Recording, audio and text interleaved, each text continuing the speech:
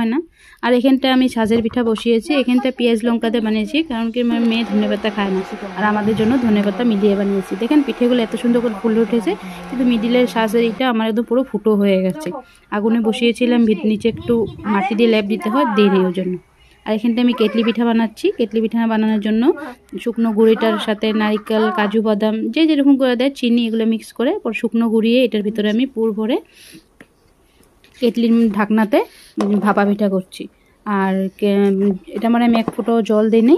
আর পিঠাটা আমরা চিনি, নারকেল, কাজু বাদাম এগুলো সব মিক্স করে একলগে দিয়েছি, দিয়ে একটু মেখে চিনি দিয়ে তারপর এটার ভিতরে ভরে ভরে ঠাসা দিয়ে ভালো করে ভরে, আর জলটা পুরো গরম ফুটিয়ে নিতে হবে, তখন এই ভাপে হবে।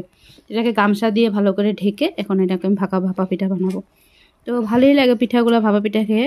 বাড়িতে সবাই ভালো পায়, আমার অতটা ভালো লাগে না, তো আমার জন্য তো না, সবার জন্যই করতে হয়, তাই না? তো এখানটায় যে আমি গামছা মুড়ো দিয়ে এখন কেটলির জলটা পুরো গরম করে নিয়েছি। আর এখানটা আর পিঠেগুলি বানিয়েছিলাম, মা আসছিল। মা নামটা শুনলেই মানে মনটা ভরে যায়। তো মা আসছিল, তো মা আর আমি বসে দুজনে মিলিয়ে বানিয়েছিলাম। মা আমাকে কেটে কেটে মানে রেডি করে দিয়েছিল, আমি বসে বসে এগুলো সব বানাচ্ছিলাম।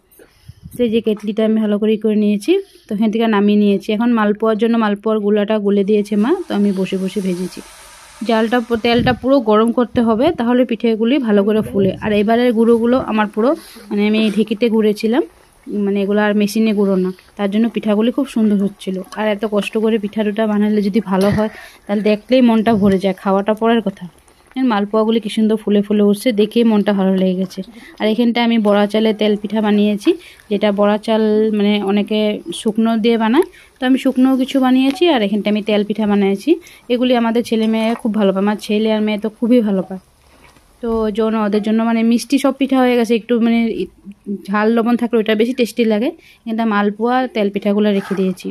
আর আমি সিদ্ধগুলি করব, এটার জন্য আমি এটা মানে ক্ষীর তৈরি করছি। ক্ষীরের মানে শুধু আমি আমুল আর দুধ দিয়ে বানিয়েছি, একটু হালকা করে নারকেল দিয়েছি। আর এখানটা বড়া চালের গুঁড়ি, যেটাকে আমাদের আসামের মানে বিখ্যাত পিঠা বলে, তিল পিঠা বলে। তো আমি তিল দিই নাই, তিলের জায়গায় এখানটা আমি নারকেল দিয়েছি। নারকেল, আমুল আর চিনি একসাথে মিশিয়ে শুকনো গুঁড়ির মধ্যে পুর দিয়ে করছি। আর চাউলটা এতটাই ভালো ছিল, আমি এই পিঠাটা কতবার ট্রাই করেছি, কিন্তু আমার সববার ভালো হতে হয় না। কিন্তু এবার পিঠাটা একটাও পিঠা আমার ভেঙে যায় না, মিস হয় না, সবগুলো পিঠা সুন্দর চটা চটা হয়ে উঠেছিল। তার জন্য তো আমার আরও বানাতে ইচ্ছা করছিল। মাকে বলছিলাম যে মা আরও কয়টা গুঁড়ি কুটে নিয়ে এসে বানিয়ে নিই, মানে এত ভালো লাগছিল। একটা পিঠা ভাঙে নেই, খুব সুন্দরভাবে তুলে তুলে উঠে গেছে পিঠাগুলো। চালটা ভালো ছিল হয়তো ওই জন্য। তো এখানটা আমি সবগুলি পিঠা বানিয়ে একটা একটা করে হালকা হালকা করে আস্তে আস্তে, কিন্তু এই পিঠাগুলো সূক্ষ্ম, আস্তে আস্তে বানাতে